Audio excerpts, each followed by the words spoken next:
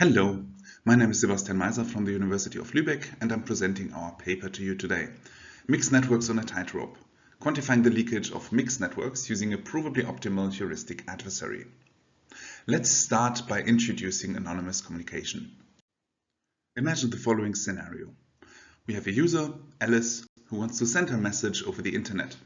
Now, we're not going to really go into detail about the structure of the internet, autonomous systems, routers, etc. But we will consider what can happen.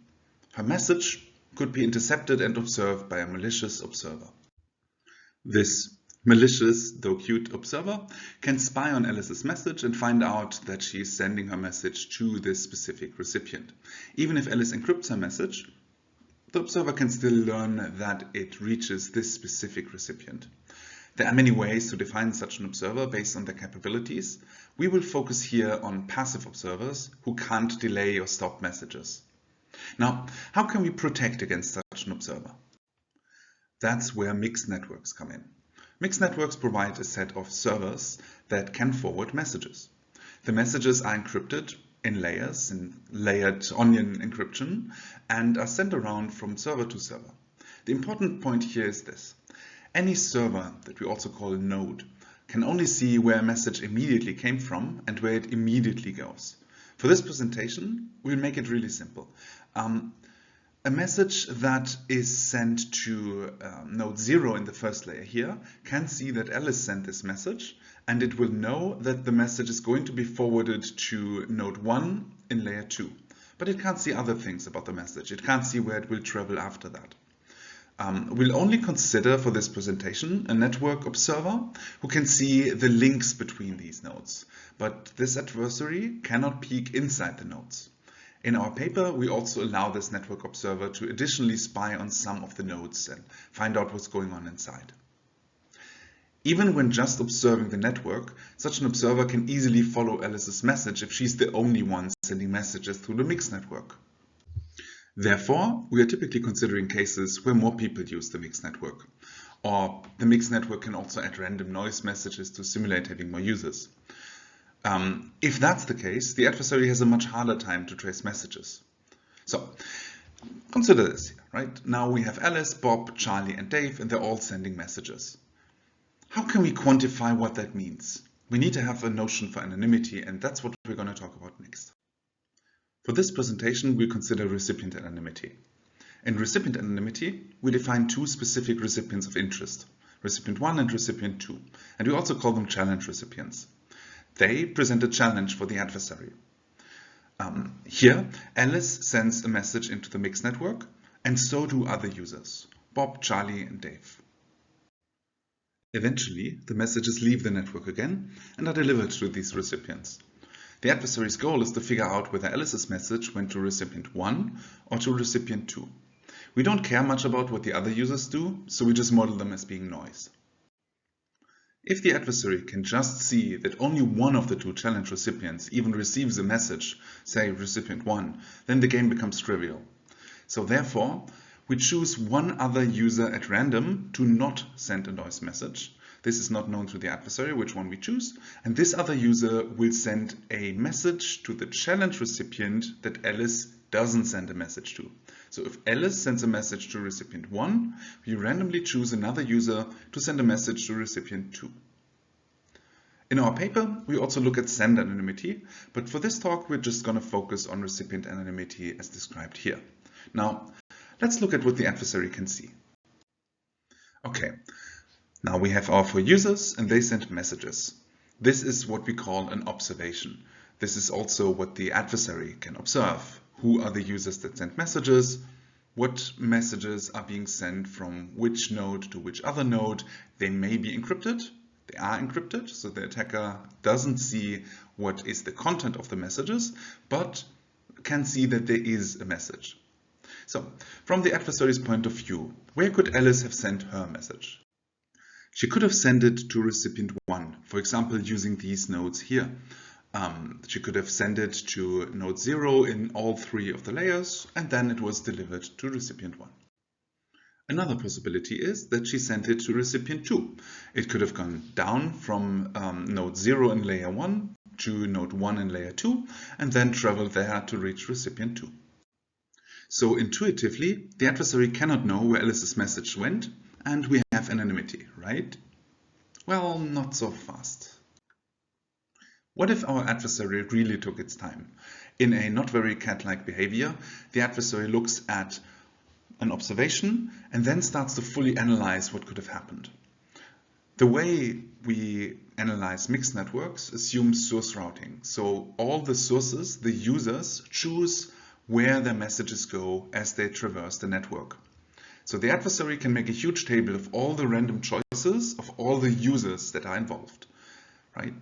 For each user, the adversary can then look at which node was selected for each of the layers. So the adversary can check out Alice's path, Bob's path, Charlie's path, and Dave's path. An adversary with all the time in the world could try out all possible combinations of all random choices. And that could look something like this. It's a huge table, right? Let's go through it and understand it. The first row means Alice's message chooses node 0 for the first layer, the second layer, and the third layer, and so does Bob's and Charlie's and Dave's message. At the right, we wrote who was randomly chosen to send the message to recipient 2. Now the adversary can go through all combinations of choices and each time can check if the observation it gets matches the observation we actually see. Let's look at our observation again. This is our observation. Given that this is what the adversary actually observes, it can go through its huge table and check if there are any combinations of choices that lead to this outcome, and if there are, it can list them all. Let's have a look at them. There are, of course, many rows that don't lead to the observation, but these rows here, the ones I'm showing on screen, are leading to our observation. Let's go through them. This is the first highlighted row. Bob sends a message to recipient 2. Alice's message only travels through nodes 0 in every single layer, just always on the top of the nodes. Bob sends a message to recipient 2, so his message is the one that has to go down. Charlie's message follows Alice's message, and Dave's message goes up. If all of these things occur, you'll get the observation that we see here. Let's check the next one. Here, Charlie sends a message to recipient 2, and we have the following random choices. Alice's message again travels only through nodes 0 in all of the layers. Now Bob's message and Dave's message meet and are sent to noise recipients, and Charlie's message is the one that travels down and is sent to recipient 2. Other possibilities include Dave sending a message to recipient 2. In those cases, Dave's message remains on the bottom, always traveling through nodes 1, and Alice's message could still travel through nodes 0, 0, 0. Charlie's message could be the one that goes down, this downward path, and back up again. Or Bob's message could do that. Or finally, Alice's message could be the one that is sent down and back up again to finally be delivered to recipient 1. Okay, so it turns out that for our toy example here, these were actually all the combinations of random choices that led to this specific observation. If Alice sends her message to recipient 1, then these 5 combinations of random choices are the ones that lead to this specific observation. Let's check what happens if she sends her message to recipient 2 instead. Now, instead of Alice's message reaching recipient 1, we check what if she sent it to recipient 2. As a reminder, we are the adversary, right? We want to, given this observation, win the recipient anonymity game. So, we know that Alice's message goes to node 0 in the first layer. If we assume that Alice's message goes to recipient 2, we know that it must come from node 1 in the last layer. There's only one node that could have sent this message. So we know that Alice's message must have traveled from node 1 to node 1 from the second layer to the third layer. Given that Alice's message is in node 0 in the first round, then, again, if we assume she sends her message to recipient 2, it must have gone down from node 0 to node 1. Alright, we can already see that this somewhat constrains what could have happened to make this observation occur. Let's go through the combinations of random choices that could have led to this. We have only 3 such choices, and they mainly depend on which other user was selected to send a message to recipient 1, the one Alice didn't send her message to if she sends a message to recipient 2. Otherwise, the paths of the other messages are set in stone. Dave's message must travel up because Alice's message goes down, and neither Bob's nor Charlie's can travel down. So if Bob sends the message to recipient 1, it looks like this. We have this row. If Charlie sends a message to recipient 1, this is what our row looks like. And finally, if Dave sends the message to recipient 1, it looks like this. Let's summarize what an optimal adversary that has enough time and resources to build such huge tables can use them for. Such an adversary can consult this huge list of all possible combinations of random choices and can do math and can compute probabilities from that. If Alice sends her message to recipient 1, then in our example, the probability to receive this observation is given by 5 divided by x. If Alice sends her message to recipient 2, then the probability for this observation is given by 3 divided by x. Now, an important note. All combinations of random choices are equally likely. This comes from the fact that we assume users choose nodes uniformly at random. If they have a bias in their choice, the optimal adversary here has to take that into consideration. There are many combinations of random choices to consider. Even for our tiny toy example here, we have 12,288 possibilities, possible rows in this huge list of possible random choice combinations. This is completely infeasible for anything beyond a toy example. If we want to analyze mixed networks that have not 3 rounds and layers, but say 10 or 15, and maybe are used by millions of users, and maybe it's not a binary choice which node you go to, but there are hundreds of different nodes per layer, then this is entirely infeasible. We need something more efficient. Let's talk about maybe the most interesting part of this entire endeavor, the heuristic adversary. The main idea is that we don't need to compute this huge list of all possible combinations of random choices. We can just track probabilities through the network. The general idea that we're following here isn't entirely new. There have been other approaches to do watercoloring techniques or some such in the literature, but we use something very similar and we make proofs about it. Initially, we know that Alice's message is in node 0 in the first layer. So the probability that Alice's message is there equals 1. Looking at that node, we see that 2 messages leave this node to go to node 0 in the second layer, and 1 message leaves it to go to node 1 in the second layer. We now just take our probability and equally distribute it over all the edges, over all the messages leaving this node. So each of these messages gets assigned a probability of 1/3, and at the bottom we had a probability of 0 that the node 1 in the first layer contains Alice's message, so we send this probability on as well. This gives us an overall probability of 2/3 that Alice's message is in node 0 in the middle layer, and of 1/3 that it's in node 1 in the middle layer. We repeat this the same way. There are 2 messages leaving node 0, so each of them gets assigned half of 2/3, overall the entire 2/3, and 2 messages are leaving node 1 in the middle layer, and those each get half of the 1/3 that was in this node assigned. This gives us, for the last layer, a probability of 5/6 that Alice's message is in node 0 and 1/6 that Alice's message is in node 1.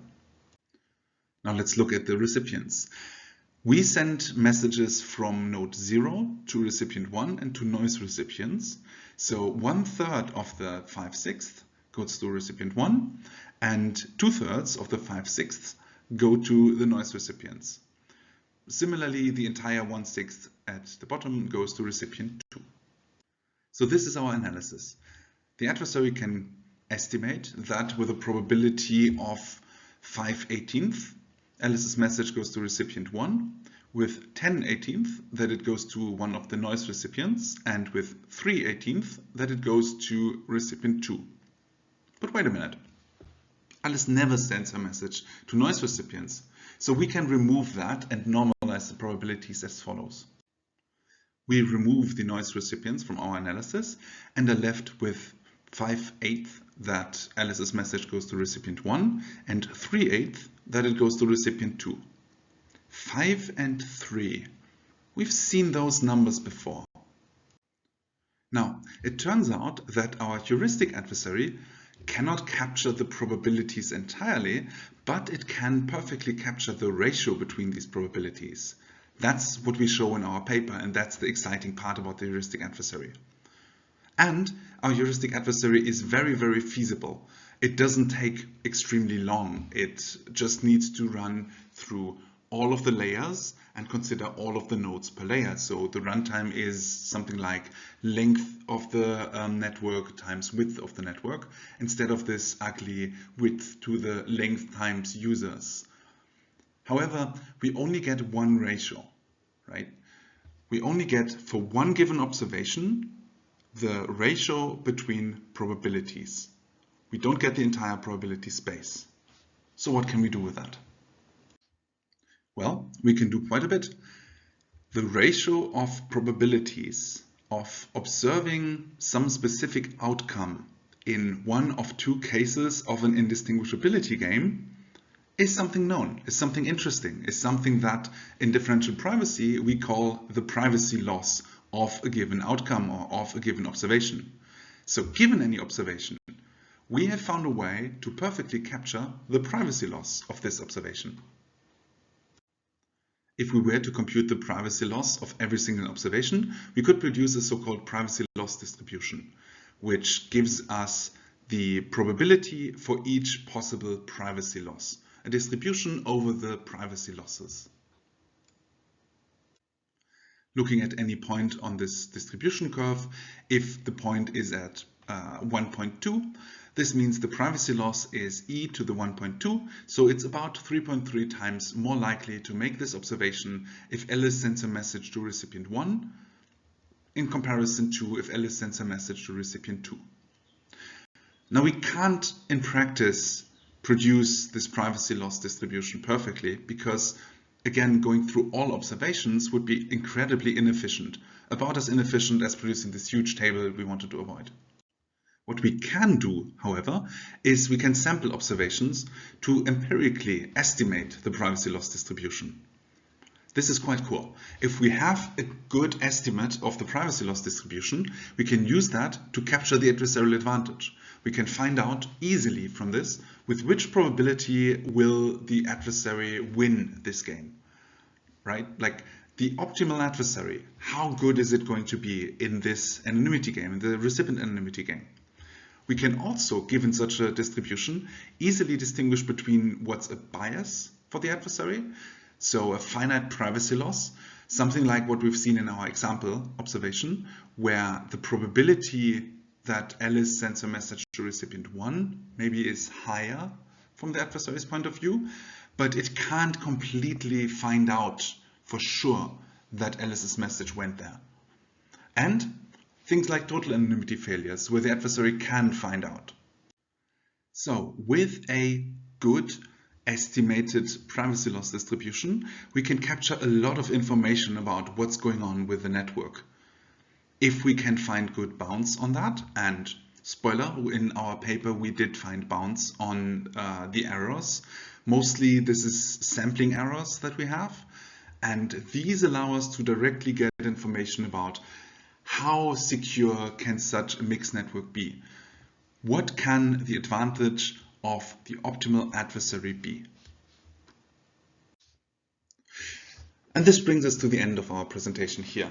What are the lessons learned from this? Well, there are three things that I would like to tell you, that I would like to give to you to take away from this presentation. The first one is, be aware that adversarial observations of the network can lead to this privacy loss. this bias, this leakage, even if the adversary cannot directly win. This is something that we have to take into consideration.